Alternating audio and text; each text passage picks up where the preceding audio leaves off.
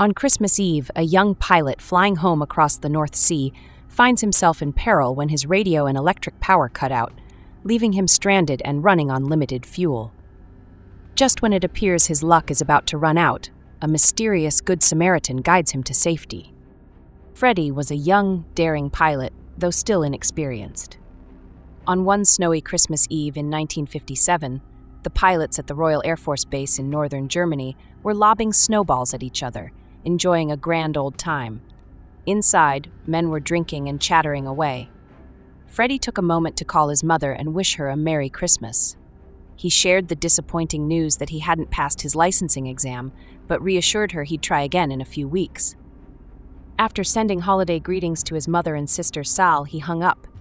At his locker, he gazed at a photo of his girlfriend Lizzie. That's when he noticed another pilot cradling his arm, injured from the snowball clash outside. This injury meant an open slot for a pilot to head home for the holidays, and Freddie saw his chance. He didn't hesitate, going straight to his superior to plead for the job. He had recently passed his night flight qualification, and the trip was just over an hour.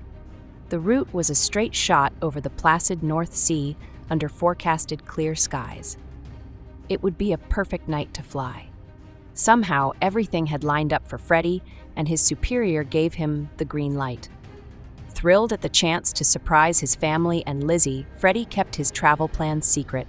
The flight briefing informed him he'd ascend to 27,000 feet over the Dutch coast and cruise at 350 knots for the 66-minute flight.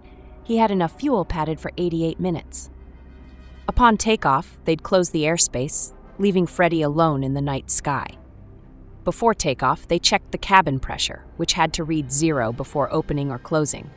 He fired up the engine, and a ground crew member directed him to runway number 4. Freddie got clearance and opened the throttle, lifted off, and banked away from the tower. The tower's lights extinguished after his departure. Up above, everything seemed fine at first. The clear skies had held up, but soon his compass began to fail. The needles spun wildly, preventing Freddie from staying on course, and despite trying to flip a switch and thumbing through his manual for compass failure procedures, nothing worked. Freddie radioed North Neverland Control to report the issue and request guided direction, but no response came. He tried repeatedly on different channels, even switching to emergency frequency, but was met with silence. Panic began to set in as the multiple instrument failures and lack of response made landing impossible. After a few deep breaths to regain calm, Freddie realized his altimeter and airspeed indicators still worked. Using a map, he could try navigating visually and decided to divert to the nearest airport. The fuel gauge showed only 1,200 pounds remaining. He had to act fast as fog was rolling in, hampering visibility. Noticing this, Freddie slowed down and descended to 10,000 feet to conserve fuel and began emergency procedures. He accounted for the wind speed and direction, which affected the plane's speed and heading. Then he flew in a wind triangle pattern, hoping someone would spot him on radar. This was his only hope. Minutes later, fuel hit critical levels at just 700 pounds. Freddie prayed to be spared from this plight. He pleaded for someone, anyone, to come guide him down. With 300 pounds of fuel left, Freddie calculated he had 10 minutes before plummeting into the sea. He continued the triangle pattern, wondering why no one saw him or answered. Soon he reached emergency fuel level. This meant approximately 5 minutes until flame out. Glancing at Lizzie's photograph, Freddie realized he had lost all fear and felt only profound sadness at the things they'd never do and places they'd never see. He had only wanted to go home and celebrate Christmas with her. He finished a note saying he was sorry and that he loved her.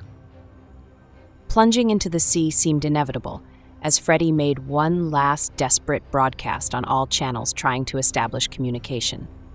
A beautiful aurora shone overhead, and suddenly, glancing down, he spotted another plane flying alongside.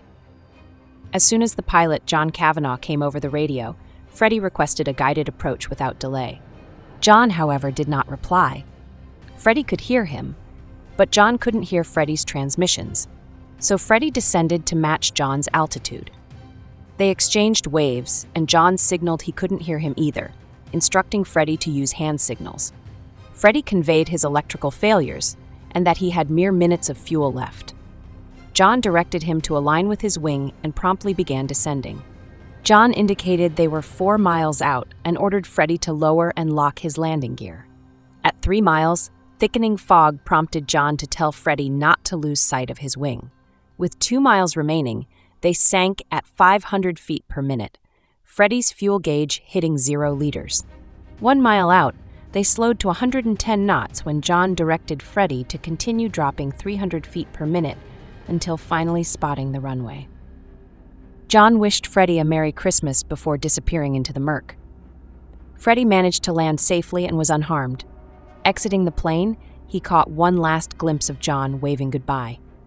Just then, a car pulled up, and the driver introduced himself as Sergeant Joe Marks, offering Freddie a ride to the mess hall, which he gladly accepted.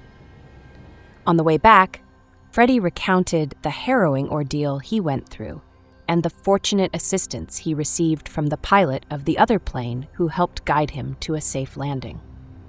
But what surprised the sergeant was him even seeing the runway, inactive for years now as a supply depot. Freddie learned he landed 16 kilometers off target and apologized for the wrong runway, but the sergeant told him not to worry. He was brought to a deserted bunker with just the sergeant. Upon arriving, Freddie tried but failed to reach Lizzie. He then joined the sergeant, who was getting a fire going. They began chatting, and Joe related being stationed there since the war began when the airfield opened. Freddie in turn shared that his father had also served, though tragically died over Germany.